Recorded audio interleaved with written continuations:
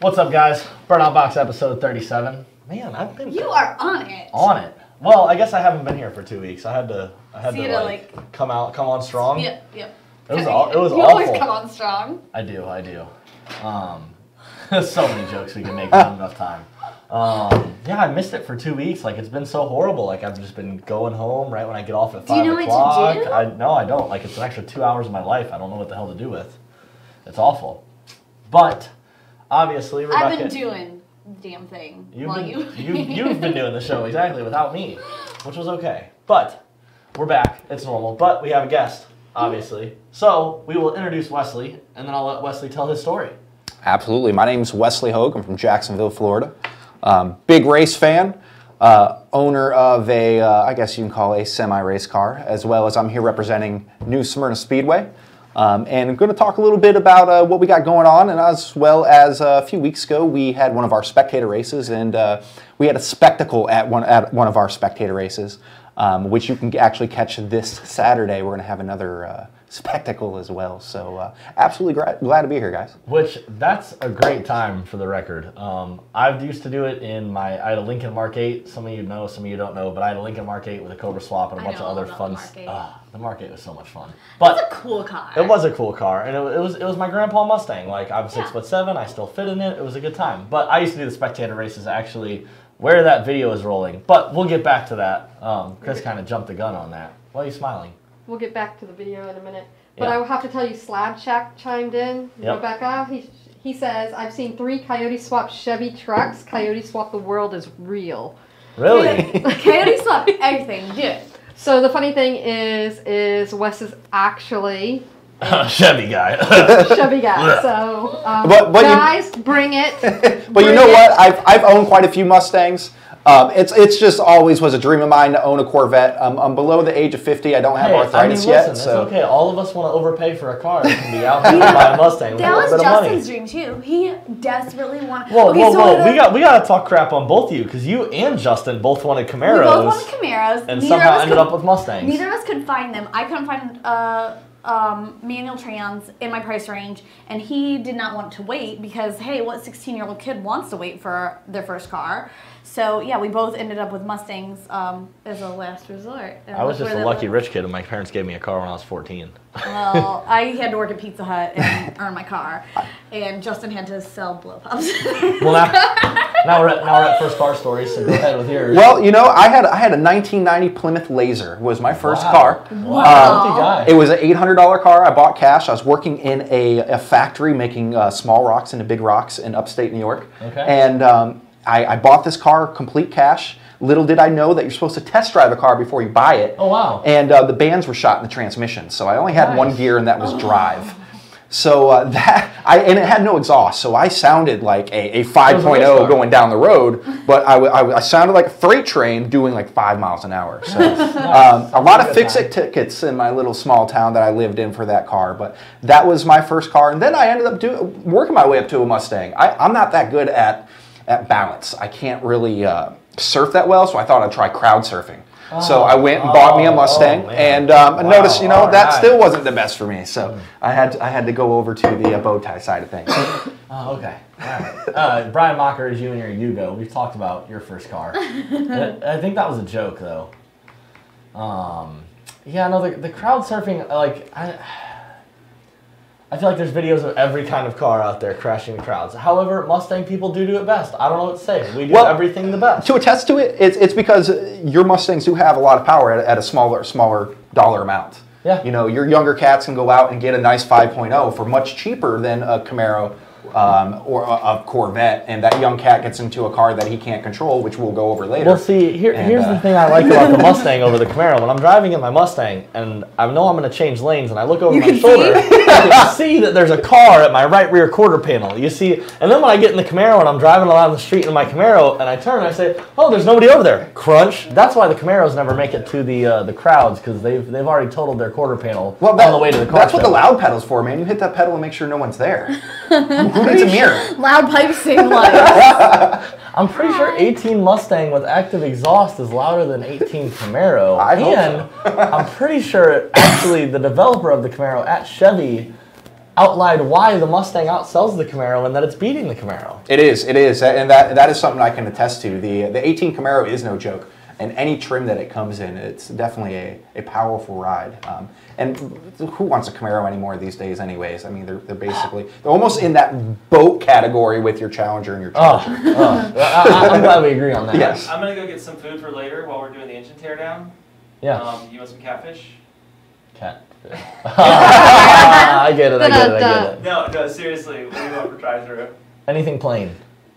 You know how I am. He doesn't like lettuce or anything on his No burgers. rabbit He food, doesn't like anything And on if his it's a taco, tacos. no rabbit food. If it's a burger, no rabbit food. If it's a chicken sandwich, no rabbit food. No sauce, no nothing. You're not Just getting a chicken meat. sandwich, so don't worry about it. What are we getting?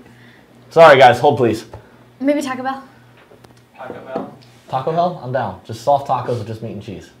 Just meat and cheese. That's it. And fire sauce. It's I like hate I'm myself. 7 years old all over again, Donnie. So on Facebook, Justin Moore says, I just bought a VMP ice tank. It came packaged with a bunch of empty Amazon boxes addressed to Rebecca. My wife was pleased to see that Rebecca shares her affinity for random Amazon purchases. So we went over this at the track. I am not random at all. I am like the most practical person that you will ever meet. I am very deliberate, and I may have used some choice words when I told the gentleman how deliberate I am at the track. All right. Hold on. We have comments. What? Why are we're starting a debate? It's getting to a We're sitting here arguing about Mustang Camaro, and then Chris, who like Chris is a car guy. Like I don't know why he's trying to take it here. Chris is my favorite. Chris is your favorite. I like Chris though too. Like I think we're gonna have to fight over favorites. Ooh. I got drunk with him.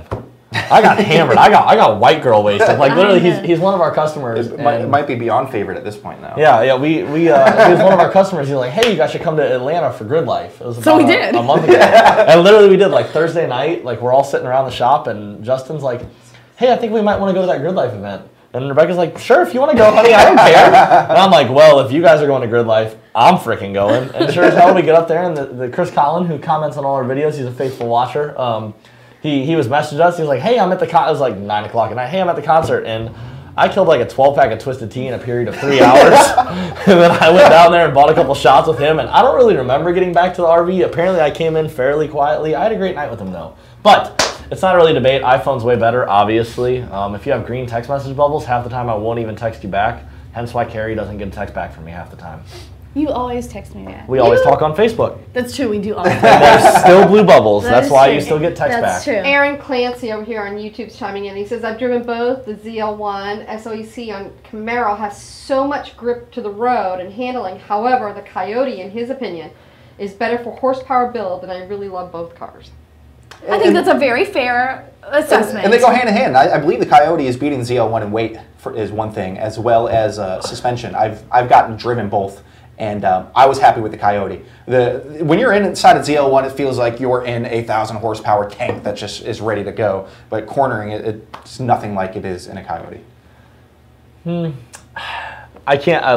My problem is like Mustang is the only one that still somewhat tries to hold true to original looks, other than the Challenger. Yes. But we're not going to talk about cars that weigh more than 6,000 pounds. We can't. They're So the Mustang, and not by much. Like the Mustang only has the rear end going for it now. Now the front end also looks like a catfish. Like in terms of looking like a muscle car, they're all losing at this point except for Dodge. Which Dodge, of course, ruined the Charger by making it a four-door. Yes. They ruined the Dart by making that a subcompact. A Focus. Yeah, by making it a Focus. So yeah, the Mustang still kind of tries to look like a muscle car. But I'm sure here really soon that's going to get ruined too. Just with each generation, the body styles are definitely changing. We've seen that from, as it's progressed from the 90s, 2000s into the new millennium. Have the body styles changed? I mean, hold on now. Mustang, we're not going to talk about the 90s and the 2000s. As much as you like them, I'm sorry, New Edge was a hideous contraption that... I think it's becoming more of a sleek. They're going more aerodynamic. They want something a little bit more sleek. They don't they have to. You're absolutely right, especially to keep up with a lot of the foreign cars that are out there. Your BMW M3s they're awesome cars, but I would much rather take a domestic Mustang. I mean, talking about ruining cars and making them four doors. Yeah, we can talk about the M3 real quick. Yeah, man, you're not a BMW girl at all. I'm not. So, you know, BMW's always had the M3, which was like their flagship M car that was awesome. So they now made it where like, okay, we know we've had a 2-door M3 that's been like the shit for the past 20 years. Now the M3 only comes in a 4-door. If you want a 2-door, you got to buy an M2 or an M4. The world of cars have changed drastically.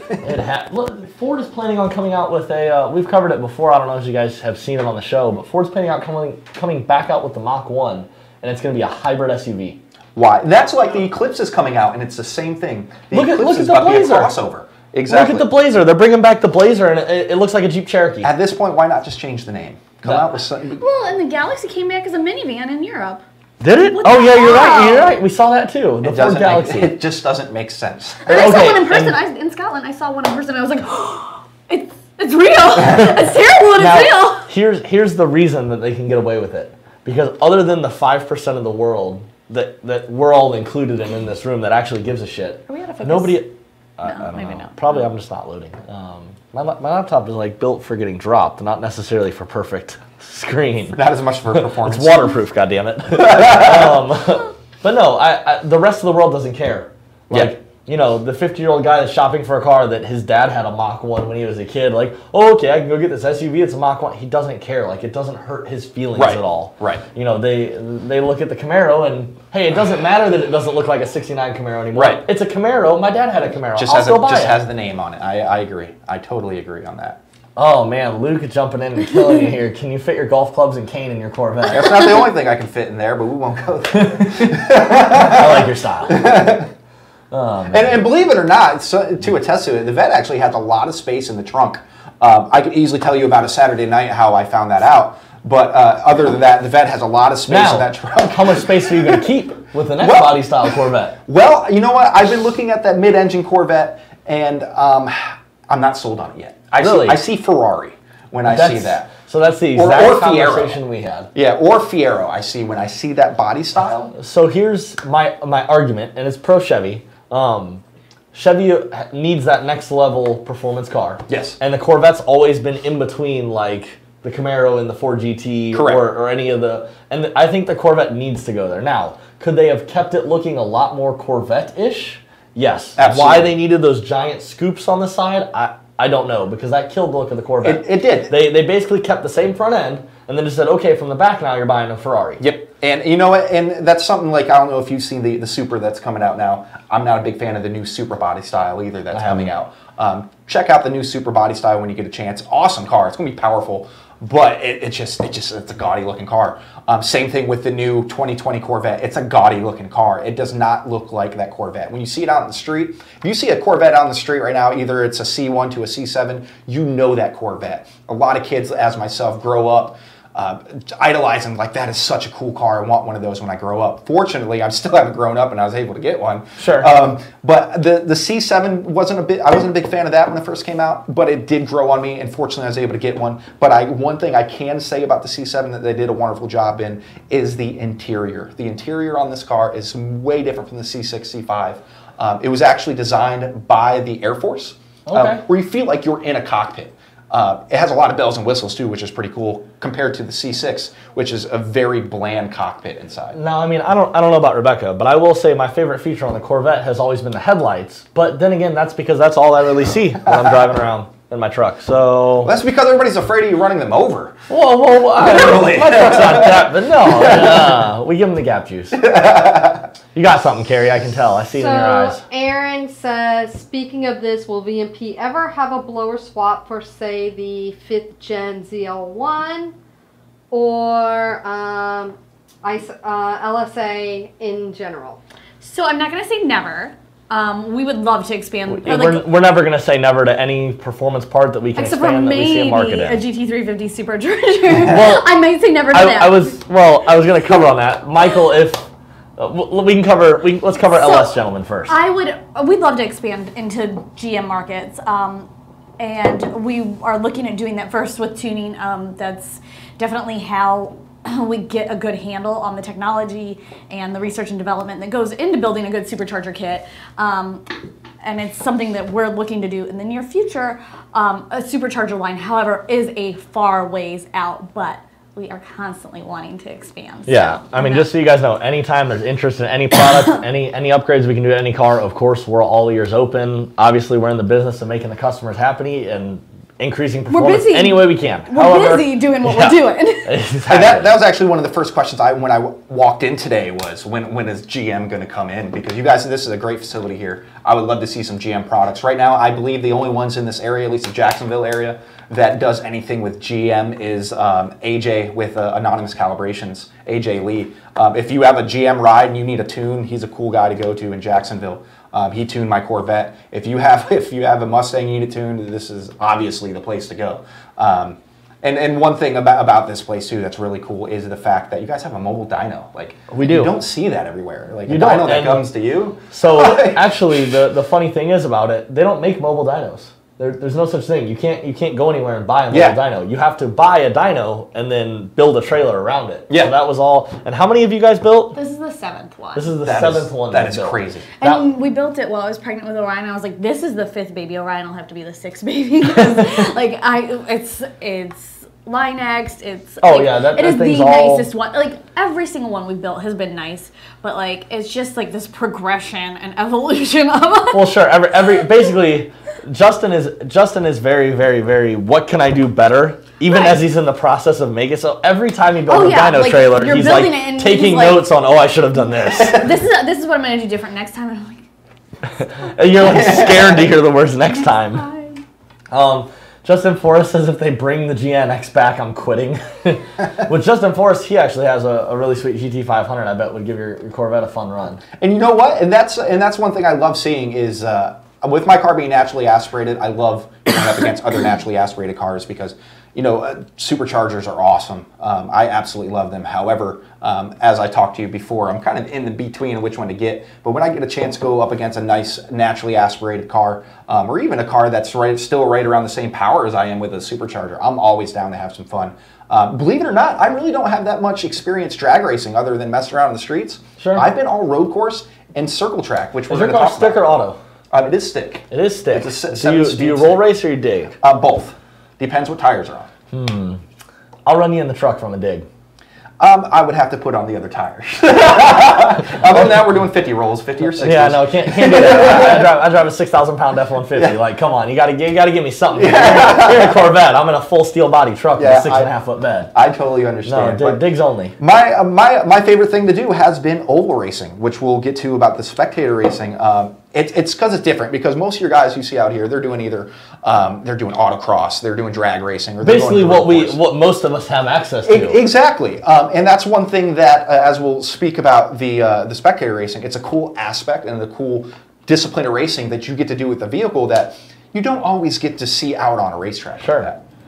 All right. So anyway, Michael, when are we going to make a GT350 Supercharger? So we don't have one necessarily like packaged up, ready to go, ready to ship out to you, but it can be done. We have it all here. It's not, of course, for sale because those cars aren't made to handle the boost. I know you say ignore what Ford says, but we've seen time and time and again where the GT350 is great for a lot of things. Unfortunately, that crankshaft that lets it rev so high is not great for a lot of boost.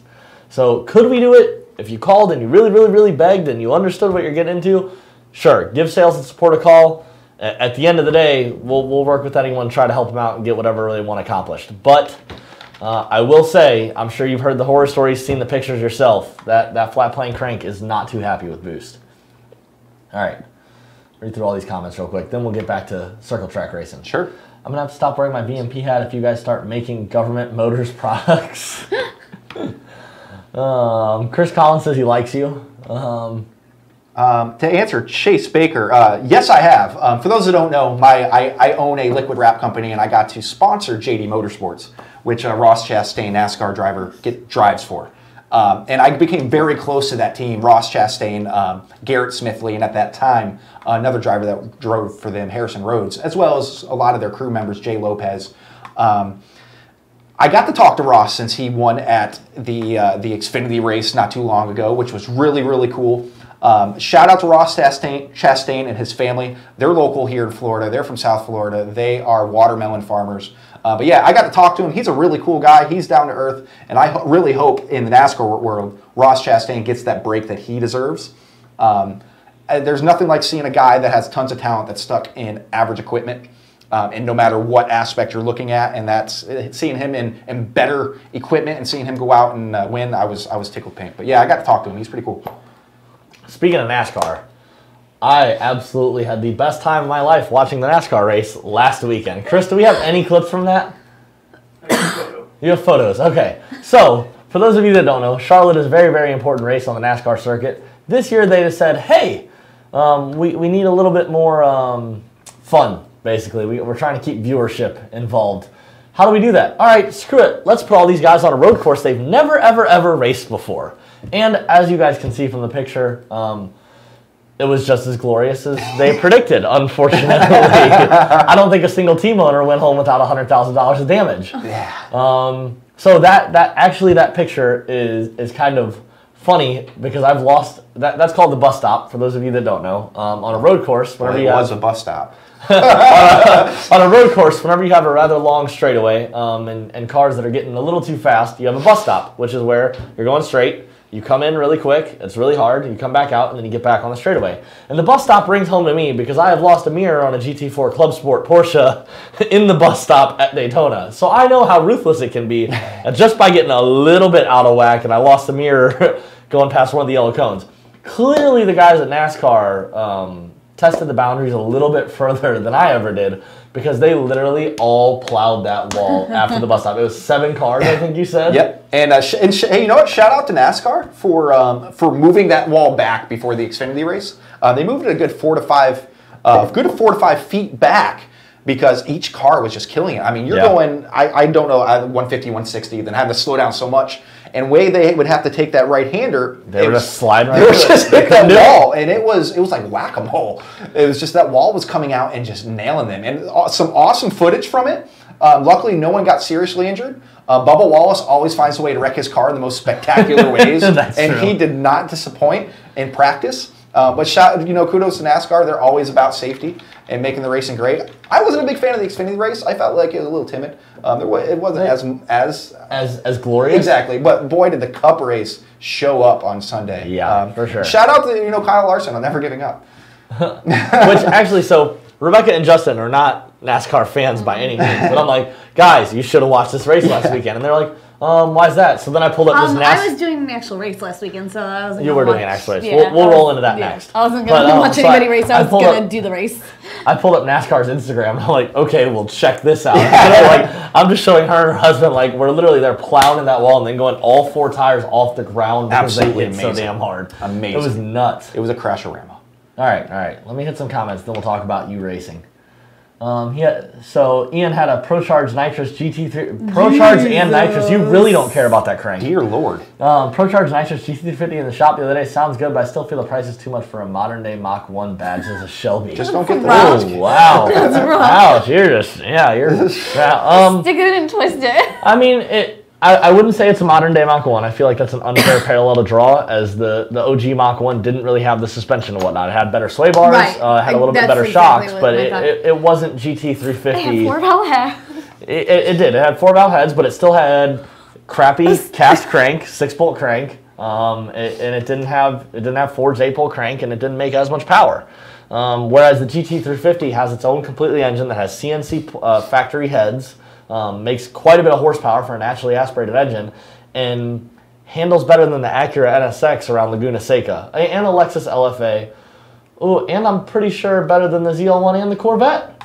It goes around Laguna Seca faster. I can see that. So I feel like that's kind of an unfair parallel to draw between the GT350 and Corvette. However, I get it. It is a little high for a naturally aspirated car that just handles good.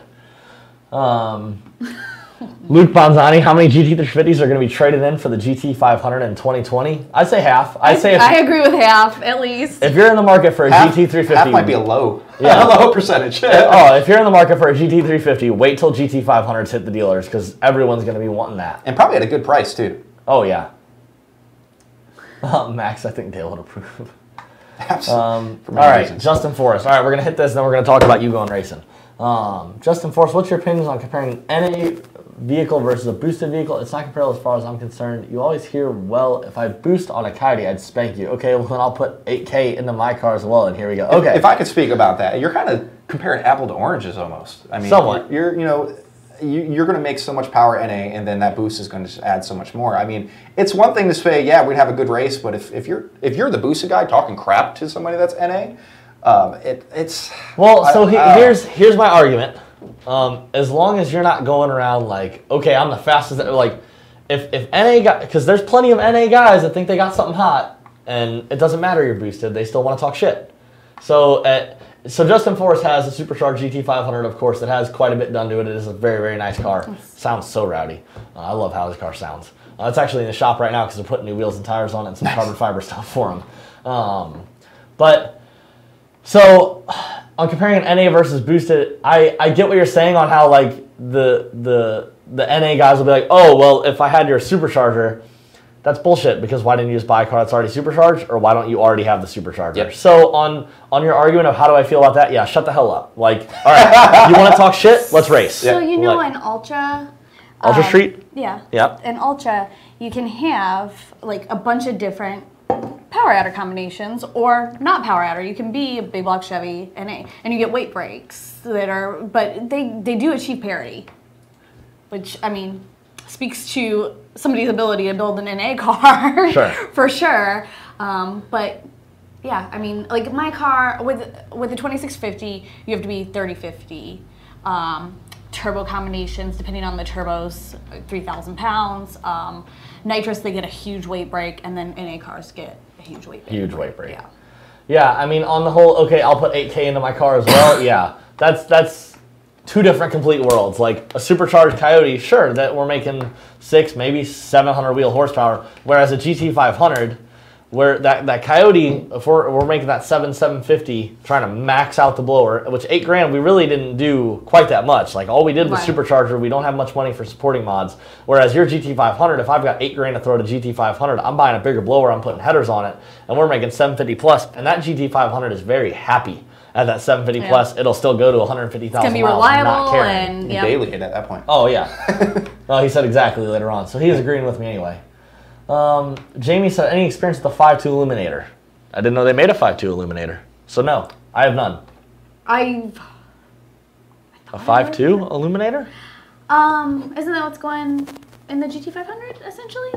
I know GT500 is going to have 5.2. It's going to be Voodoo block with flat plane or cross plane crank, not flat plane crank. No. Yeah. And then other than that, we don't really know much till we actually see one. But no, I've never heard of a 5.2 What Illuminator. you got for us, Chris? Chris found one. So It's a GT350 motor. Oh, okay. So just a built GT350. Gotcha. But is it still flat plane crank with high revving 9,000 RPM redline? Let me read a little bit here. All right, you read. Carrie had a question. What do you got? So See, I was right. Supposedly in the new GT500. Oh, okay. a couple things. So White Knight wants to know, what does it take to get sponsored by VMP? And I don't then I'm just a mechanic. So I can speak to that. I'm not sponsored by VMP. Send us. You can send it to sales at VMP Performance. You can send it to Rebecca.Starkey@VMP Performance. Send me, and I just did one for somebody doing a SEMA car. Send me your proposal. I want a real proposal. And which drive? Make sure you add that in there. and Shelby Canada West says Ford Performance has a 5.2 liter Illuminator. Okay, so yeah, it's looking like it's Jim Ferrara, who I trust. As a crate engine says cross-plane crank. Yep. So that sounds like it'd be a lot of fun if it's 5.2 with great flowing heads, and we've got a They're crank that available can now, handle Chris? some boost.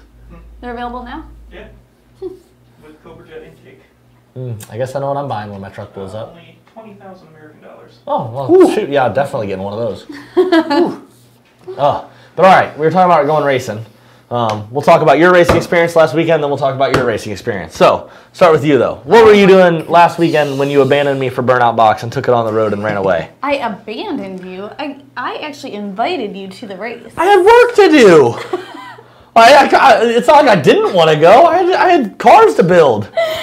So it was Duck's race, No Mercy 9, up at South Georgia Motorsports Park.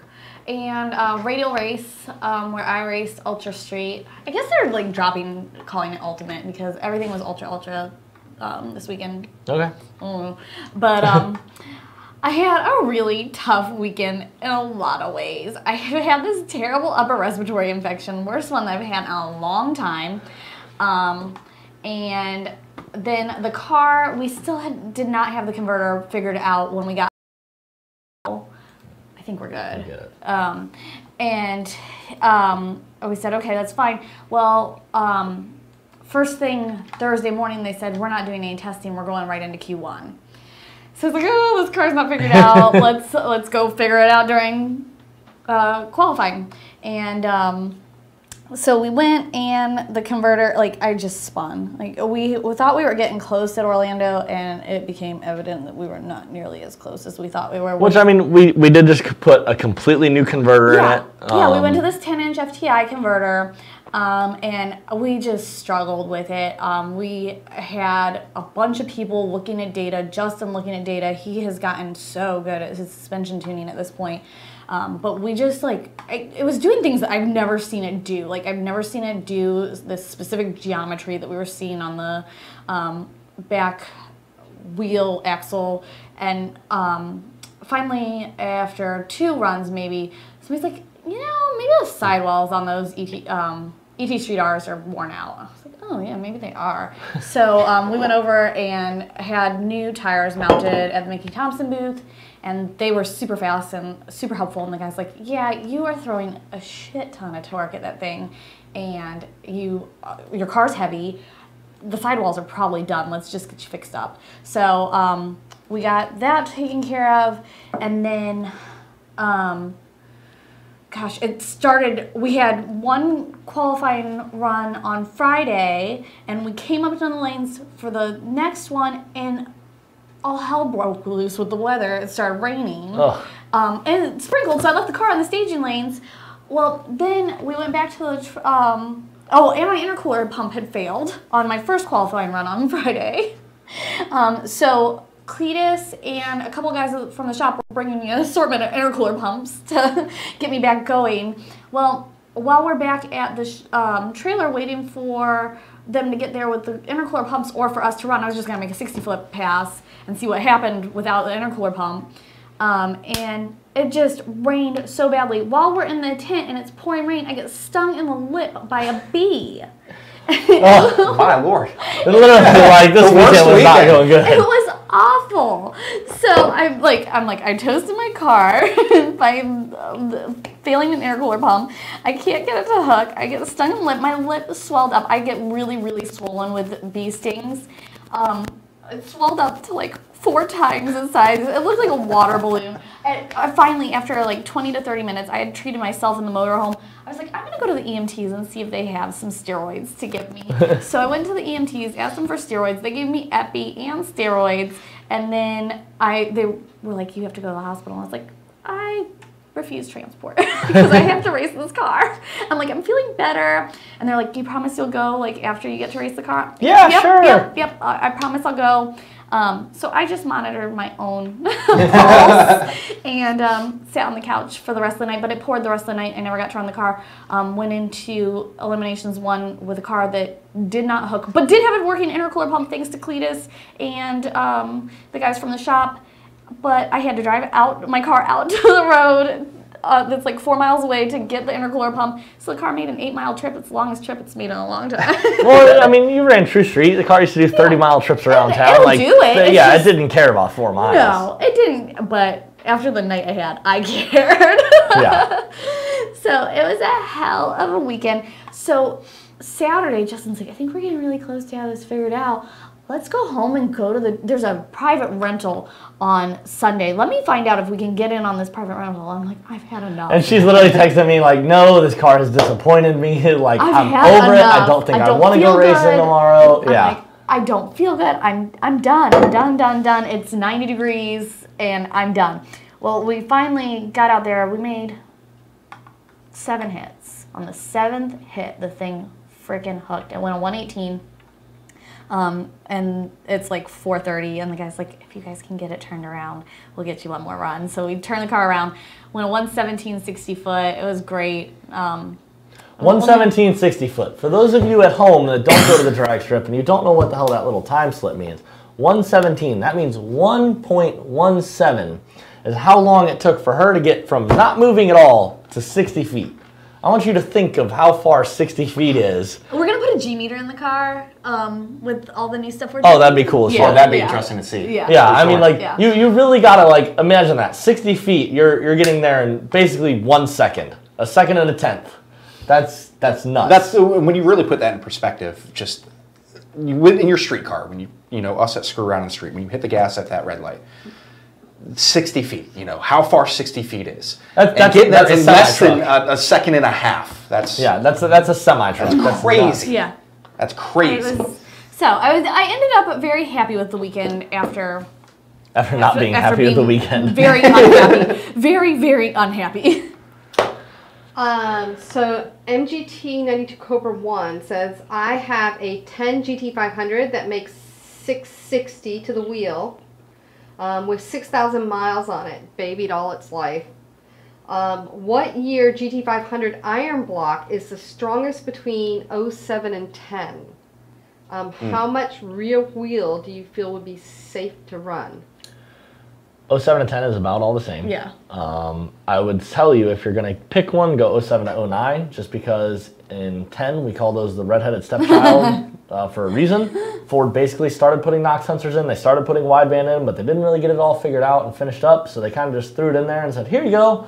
07 to 09 is a little bit easier to handle and whatnot. Tunability is a lot better.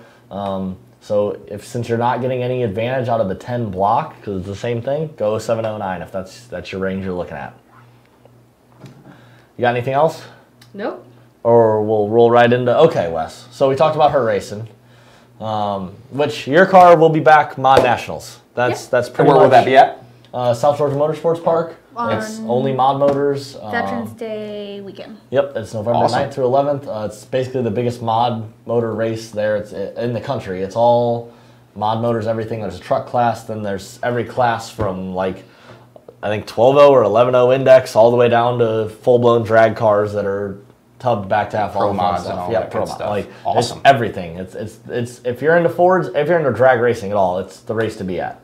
But that's the next time you guys can see Rebecca's. We will have the car figured out by then, and it will be making great passes down the track at that point. So make sure you're looking out for that.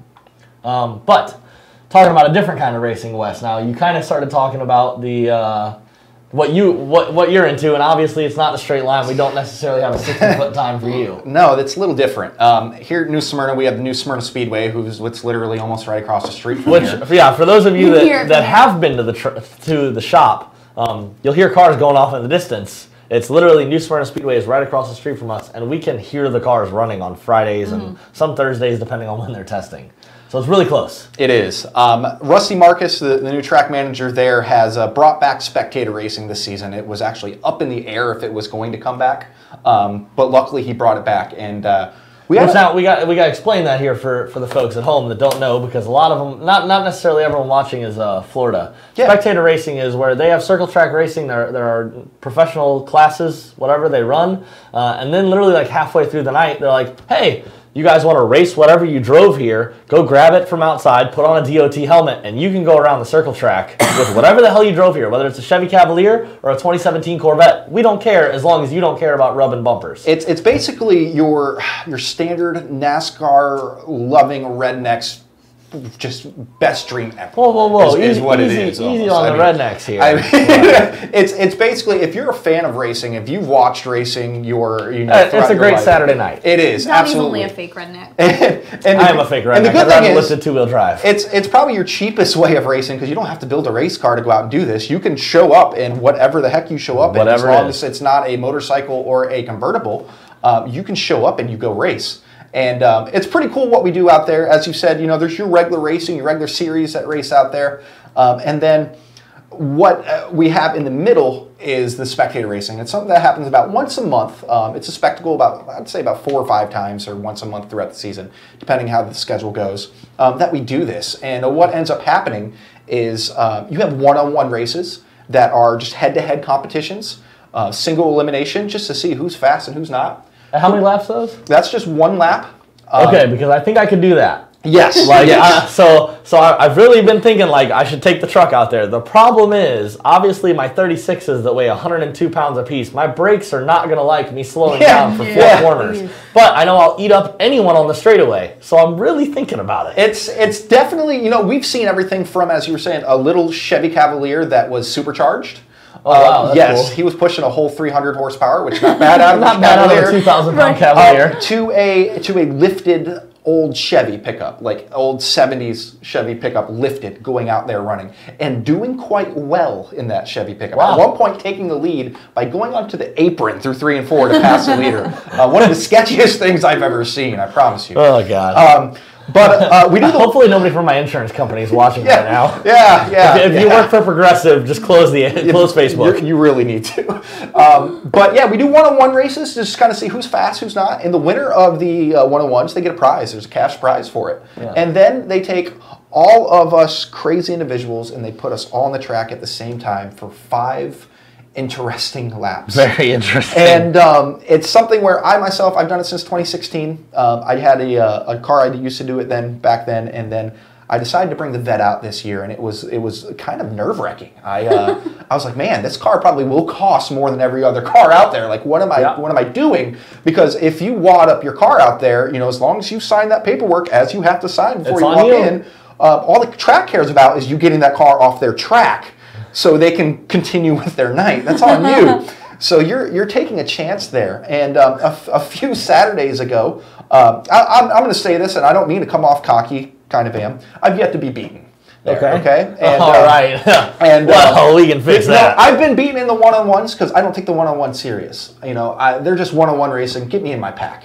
And the best thing about that is the fast cars start in the back. You don't start up front in that pack. If you're fast, you have to start in the back and get around everybody. So we had some competition a few weeks ago. We had a 95 Mustang that was nitrous powered, driven by Casey Hawthorne, who used to race at the track for years, about 20 years ago. Very nice gentleman from Orlando. We had a 99 Mustang with I think he had a 374 or some stroker engine in it. Okay. 373 stroker or something like that. He said he had swapped into it. Nice car. We had an all-wheel drive Ford Focus that actually didn't do too bad. Okay. We had a 1999 Corvette come out there. Oh man, talk about horsepower. Yeah. And also we had a CTS, Cadillac CTS V8 that came out there that actually put on quite a show. I was gonna say CTS-V, I like those. He didn't as much as we're not Chevy fans, we both agree on the CTS-V. Yes, and believe it or not, it was actually a Crash-O-Rama car. The car wasn't even tagged. Nice. He trailered the car to the track, which was pretty cool. Nice. But to start the 5-lapper, of course, I start in the back, as well as a GT350 showed up. Now, granted, I'm here. I'm also a co-announcer for the track, so I'm helping set this stuff up, sure, as well as having my helmet in my hand, getting ready to go to my car.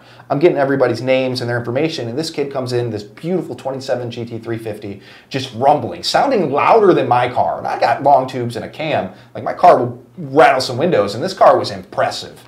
And I came up to the guy, got his name, and I said, have you ever done this before? And he goes, I've never done any kind of racing. The first thing I told this gentleman was, be safe. Have fun, be safe. You don't have to go out there and try to win. I told him that because I thought he would beat me. So I was like, just have fun. And, you know, the 5-lapper starts. I get the whole shot, get around the pack. I'll tell you what, experience helps with that because you watch that green light come on. A lot of people are watching for the flagman. I'm watching for the light because he hits that light first. So I was able to shoot low, get out in the pack. And it's 5 laps again. So about lap 4, I take the white flag, and I'm on the back stretch. And I have a 4-second lead on the pack, and the red flag comes out all of a sudden. And I'm like, oh no, like what's going on? I still have one more lap. Did they lose count? Did I lose count? So I come up to turn 3, and I see everybody stopping, and the marshal's stopping me. He's like, stop, we've had an accident.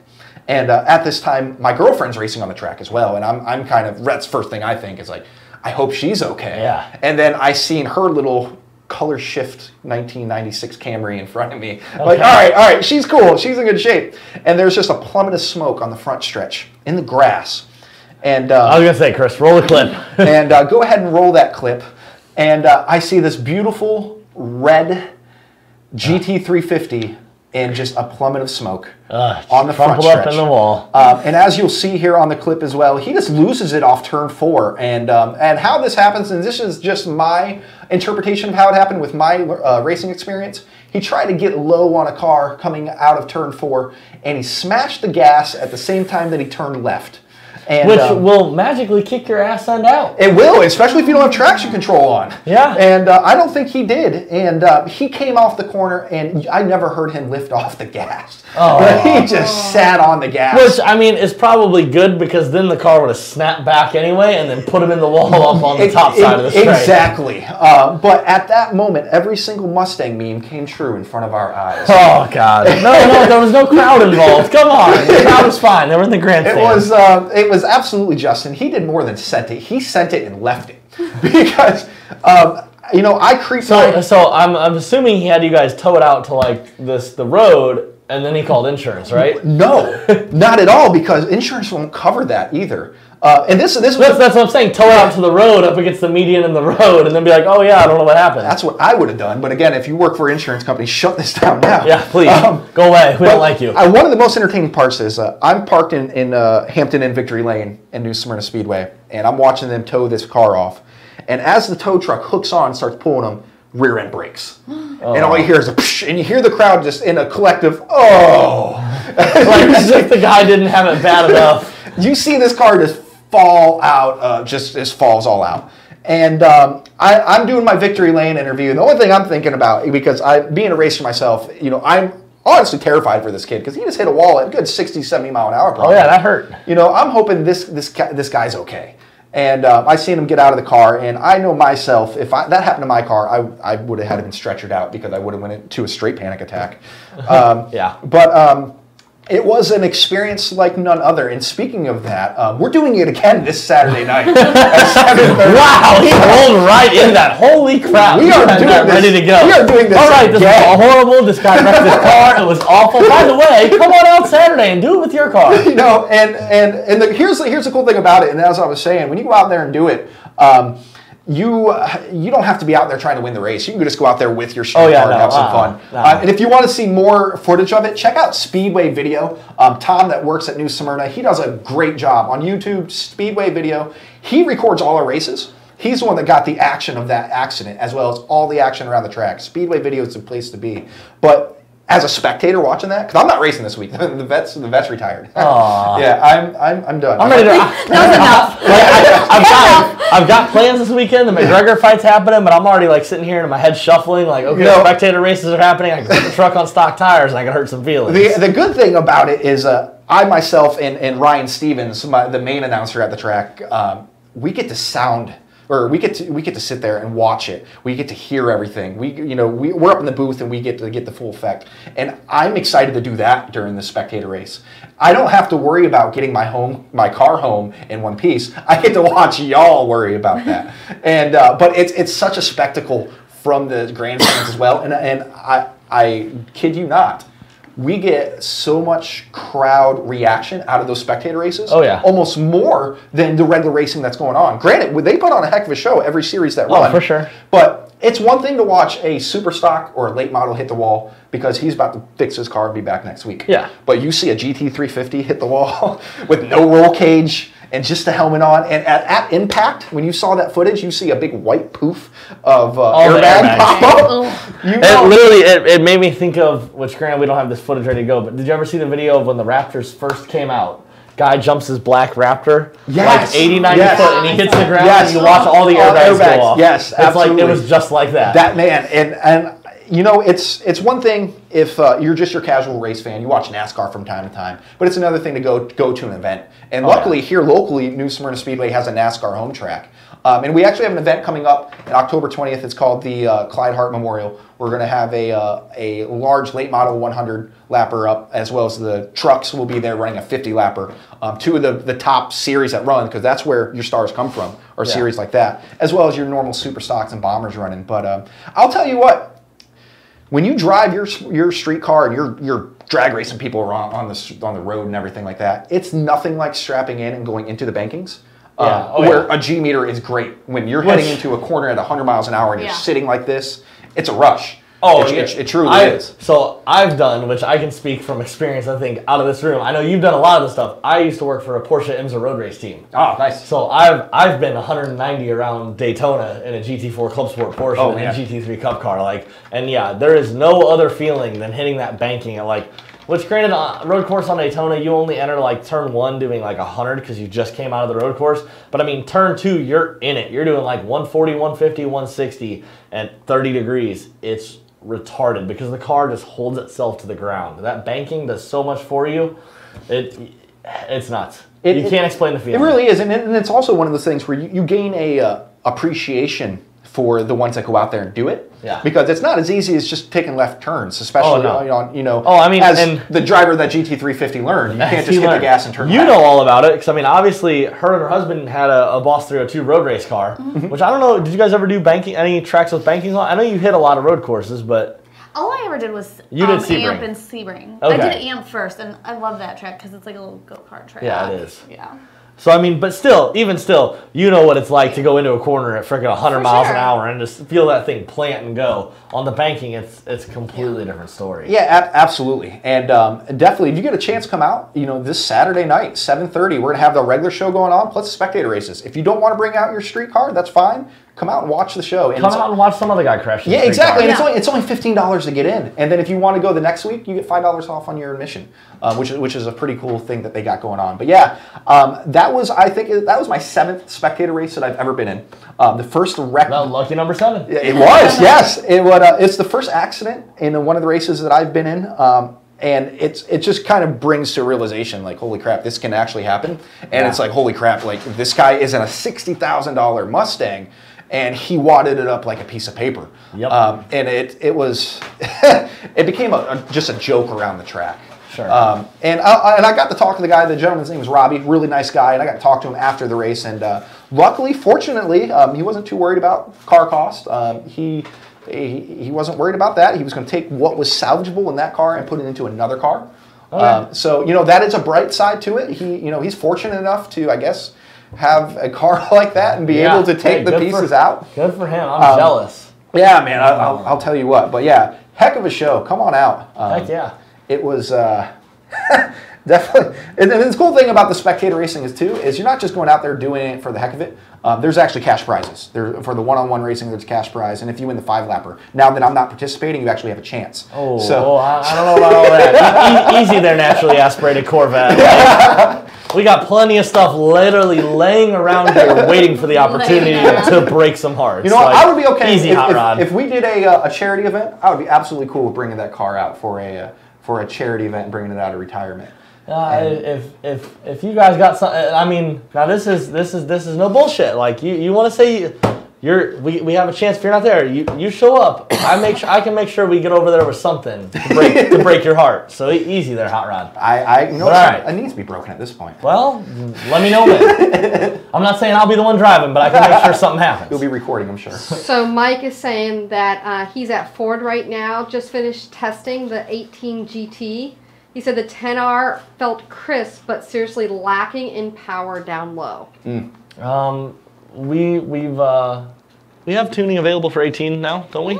I will say that car, I drove our 18. That was we bought a 10-speed auto 18 last year, right around Thanksgiving time, and the difference before and after tuning on that car's response and how it feels down low makes a world of difference. I think a lot of that's with a lot of the new muscle cars. With any new car, it's no a power world of difference. So I will say that 10-speed in our 18, naturally aspirated even, would a tune will really, really change your opinion on it, I feel. Josh Stoker on Facebook said, you guys should do a tuning show, have a car on the dyno and show the variables that are discussed in the show and how to squeak those extra numbers. More burnouts as well.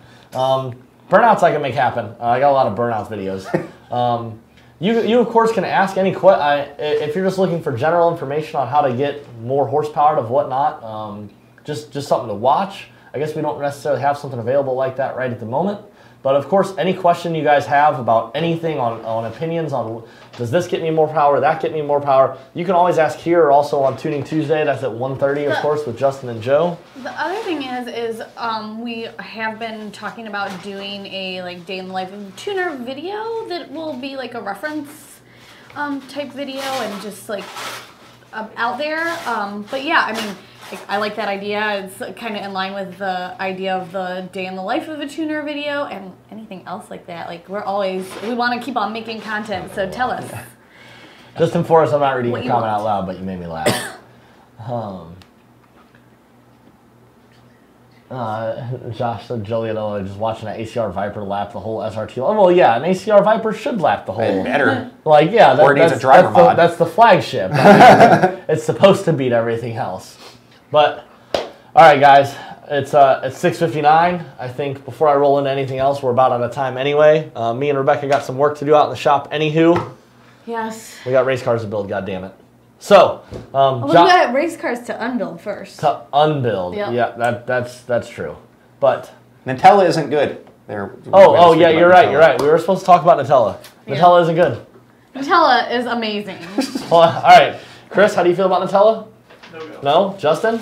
Yes. Yes. Of course. Carrie? Yes. All right, we're tied, but if you stack all of our heights on each other, actually, we've got like 16 foot of human on this side, and there's only like 14 foot of human on that side. So I'm going to call that a win on the no Nutella. I appreciate you guys tuning in. Make sure you like, share, subscribe, all that fun stuff. Wesley, appreciate you coming on the show, man. Absolutely. Thank you. And we will see you guys next week. Donnie, let somebody else talk. The show's over. I can't. It's over. Fade to black.